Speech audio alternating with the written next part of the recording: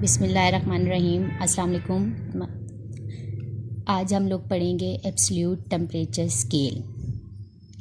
Absolute temperature क्या है, या एब्सोल्यूट ज़ीरो क्या है, या केल्विन स्केल क्या है, इन सारे स्केल्स के बारे में पढ़ेंगे और इनकी कन्वर्जन कैसे होती है ये देखेंगे। Lord kelvin introduce the absolute temperature scale और केल्विन स्केल। लॉर्ड केल्विन ने एब्सोल्यूट टेम्परेचर को डिस्कवर किया, एब्सोल्यूट टेम्परेचर स्केल्स को डिस्कवर किया। That's why it is called kelvin scale. And this scale of a temperature start from the zero kelvin से start होता है ये टेम्परेचर, या फिर आप इसे कह सकते हैं -273 डिग्री सेल्सियस। ये जो इसका एब्सोल्यूट टेम्परेचर है ये 0 केल्विन से स्टार्ट होगा और that is also equivalent to the -273 degree Celsius के इक्विवेलेंट होता है, और इसे हम एब्सोल्यूट ज़ीरो का भी नेम देते हैं। ठीक है, it is the temperature eight which the ideal gas would have a zero volume. ये वो टेम्परेचर है एब्सोल्यूट ज़ीरो या एब्सोल्यूट टेम्परेचर स्केल या केल्विन स्केल। ये वो टेम्परेचर है जिस पे आइडियल गैसेस का जो वॉल्यूम होता है वो ज़ीरो के इक्विवेलेंट हो जाता है। As both scales have equal degree range, ये इक्वल डिग्री रेंज है। देयरफॉर व्हेन ज़ीरो केल्विन है तो ये -273 डिग्री सेल्सियस के होगा। देन 273 केल्विन है तो it is also equivalent to the 0 degree Celsius. Zero degree के ये जो दोनों scale degree Celsius 273 degree equivalent to the 273 degree Celsius equivalent होता है, -273 डिग्री सेल्सियस इक्विवेलेंट होता है 0 केल्विन के, और 273 डिग्री केल्विन जो है वो इक्वल होता है 0 डिग्री के। Conversion of kelvin temperature to Celsius में अगर हमने टेम्परेचर को कन्वर्ट करना है तो उसके लिए दो फार्मूलाज दी गए हैं। अगर हमने टेम्परेचर को केल्विन में कन्वर्ट करना है तो जो डिग्री सेल्सियस में आपको टेम्परेचर दिया हुआ होगा उसे आप 273 उसमें प्लस कर देंगे। ठीक है, सपोज कर लें अगर हमारे पास जो है 25 डिग्री सेल्सियस टेम्परेचर दिया हुआ है और आप इसे केल्विन में कन्वर्ट करना चाहते हैं तो 25 डिग्री में आपने 273 को प्लस करना है। जो आंसर आएगा वो केल्विन के स्केल के साथ आएगा, केल्विन यूनिट के साथ आएगा। ठीक है, और अगर आपका टेम्परेचर डिग्री सेल्सियस में दिया हुआ है उसको केल्विन में दिया हुआ है और डिग्री सेल्सियस में कन्वर्ट करना है तो उसमें से आपने 273 को माइनस कर लेना है। जैसे 25 केल्विन दिया हुआ है आपको, तो 25 केल्विन में से जब हम ये जो है -273 को माइनस आप कर देंगे तो आपके पास डिग्री सेल्सियस में आ जाएगा। ये थोड़ी सी कन्वर्जन थी कि केल्विन को आपने डिग्री सेल्सियस में और डिग्री सेल्सियस को केल्विन में किस तरह से कन्वर्ट करना है। लॉर्ड केल्विन ने इसे इंट्रोड्यूस कराया था, दैट्स व्हाई इसे केल्विन स्केल का नेम दिया जाता है। ठीक है, और ये वो टेम्परेचर है, आप इसे कह सकते हैं एब्सोल्यूट ज़ीरो, वो temperature at which ideal gases जो हैं would have a zero volume. उनका वॉल्यूम जो है वो आपके पास क्या हो जाता है, ज़ीरो हो जाता है। ये थोड़ा सा स्केल भी दिया हुआ है, 0 डिग्री सेल्सियस, देन आपके पास 100 डिग्री सेल्सियस, -273, 0 के बाद पीछे से बैकवर्ड अगर आप देखें तो इस तरफ जा रही है। It is all about the absolute temperature. ऐसे केल्विन स्केल का नेम दिया जाता है।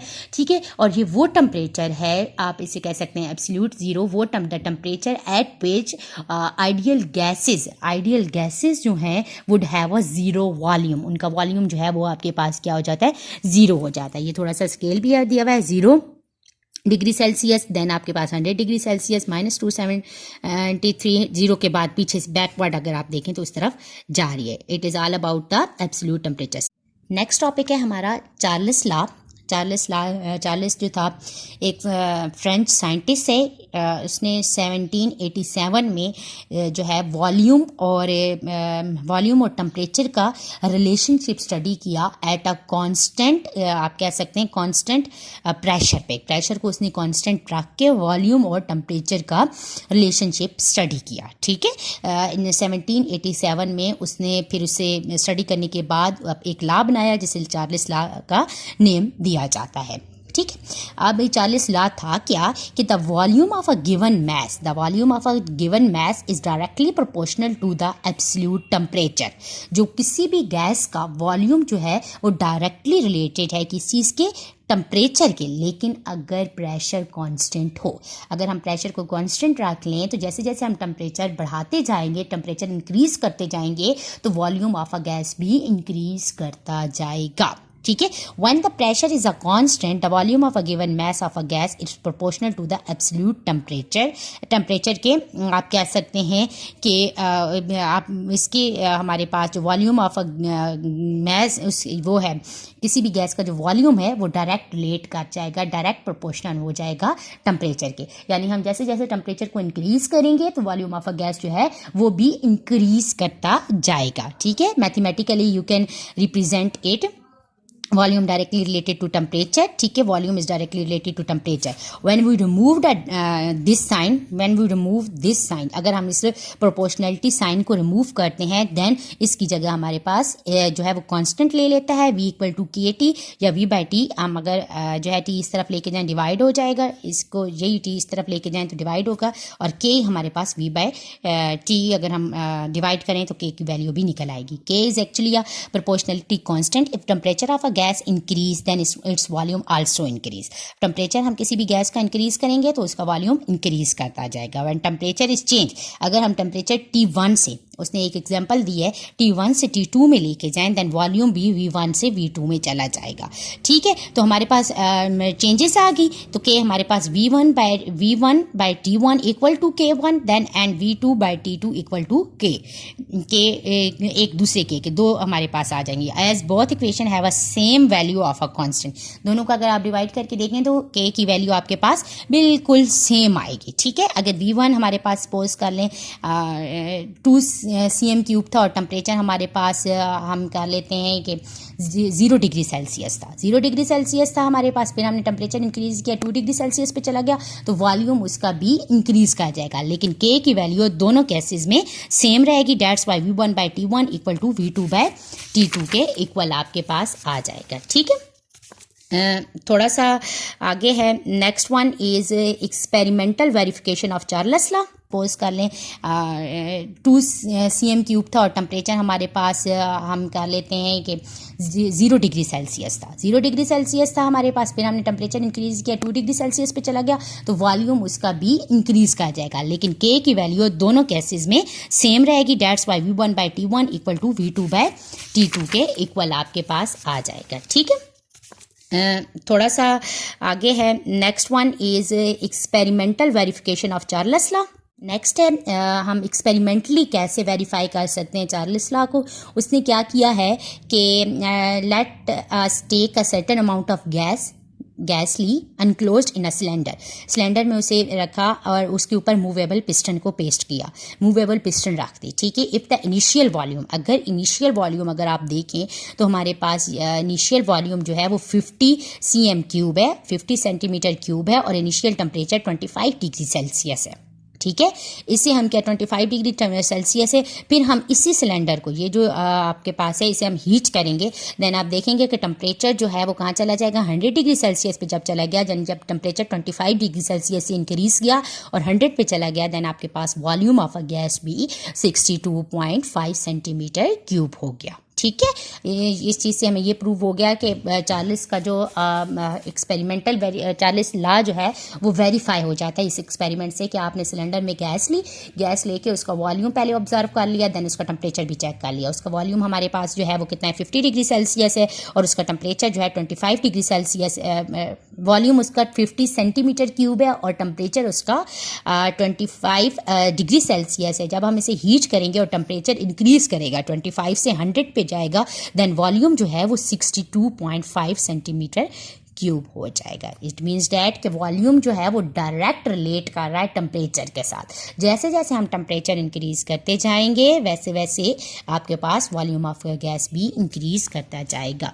ठीक है, थोड़ा सा नेक्स्ट हमारे पास है एग्जांपल है, इसकी एग्जांपल देखें, इससे भी प्रूव हो जाएगा चार्ल्स लॉ कि क्या है कि किस तरह से टेम्परेचर और वॉल्यूम का रिलेशनशिप है 5.3। ठीक है, always convert the temperature scale from 0 degree Celsius to kelvin while solving के इक्वल टू 273। अगर आपके पास डिग्री सेल्सियस में टेम्परेचर दिया हो, केमिस्ट्री के जितने भी न्यूमेरिकल्स होते हैं उनमें टेम्परेचर अगर डिग्री सेल्सियस में दिया हुआ है तो उसे हम लोग केल्विन स्केल में कन्वर्ट करते हैं। लाजमी मोस्टली हम लोग जो है वो डिग्री सेल्सियस को केल्विन में, टेम्परेचर केमिस्ट्री के जितने जहाँ भी न्यूमेरिकल्स होंगे आपको टेम्परेचर को कन्वर्ट करना पड़ेगा केल्विन स्केल में। तो आपको हमेशा पता हो कि जब भी डिग्री सेल्सियस में टेम्परेचर दिया हुआ है तो आपने उस टेम्परेचर में जितनी अमाउंट का टेम्परेचर दिया हुआ है, जितना नंबर दिया हुआ है टेम्परेचर का, उसमें 273 को प्लस कर लेना है। ठीक है, 273 को सपोज करें अगर 50 डिग्री सेल्सियस दिया हुआ है तो 50 डिग्री सेल्सियस में 273 को हम प्लस करेंगे प्लस करेंगे तो आपके पास जो टेम्परेचर आएगा उसको आगे आपने जो है वो न्यूमेरिकल्स में यूज़ करना है। 5.3 a sample of oxygen gas as a volume 250 है at -30 degree Celsius, -30 degree Celsius है, यानी आपके पास V1 250 दिया हुआ है और T1 -30 दिया हुआ है, जो कि हमने इसे केल्विन में कन्वर्ट किया, 273 प्लस किया, प्लस माइनस होता है, देन 243, दोनों माइनस हुआ, 243 आ गया। If a gas is allowed to expand 700 centimetre cube at a constant pressure पे अगर उसका वॉल्यूम इंक्रीज कर देता है तो हमने उसका टेम्परेचर फाइंड करना है। ठीक है, यानी V1 भी दिया हुआ है, T1 भी दिया हुआ है। ठीक है, V2 भी दिया हुआ है और T2 आपने फाइंड करना है। T2 वहां पे इस तरफ मूव करेगा जब, और ये सारा फिगर जो है वो इस तरफ आ जाएगा, तो ये T1 बाई V1 हो जाएगा और V2 पहले से मौजूद है, तो T2 की वैल्यू जैसे पुट करेंगे तो आपको पता चलेगा 680.4 केल्विन जो है वो आंसर आपके पास आ गया। पहले टेम्परेचर कितना था, 243 था जब हमारे पास 250 सेंटीमीटर क्यूब वॉल्यूम था।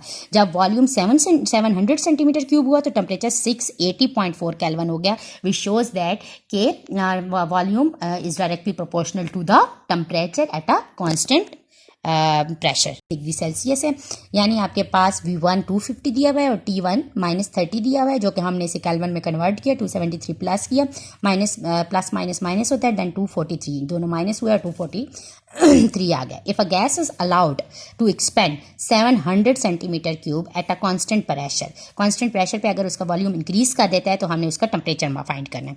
ठीक है, यानी V1 भी दिया हुआ है, T1 भी दिया हुआ है। ठीक है, V2 भी दिया हुआ है और T2 आपने फाइंड करना है।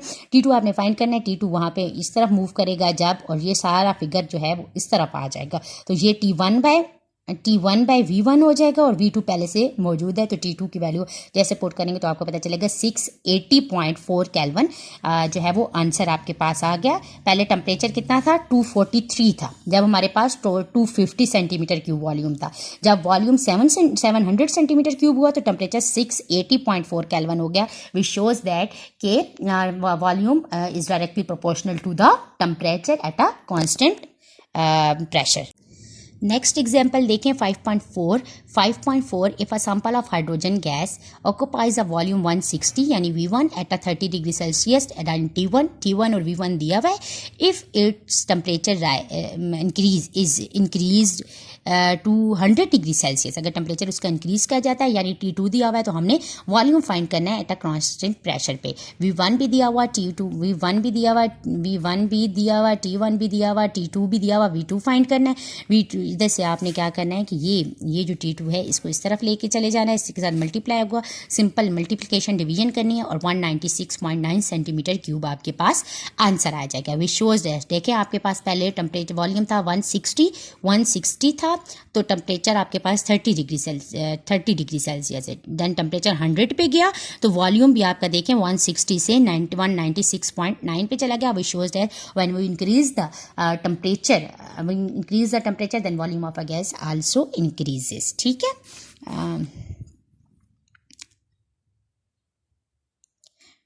Thank you so much, it is all about today lecture.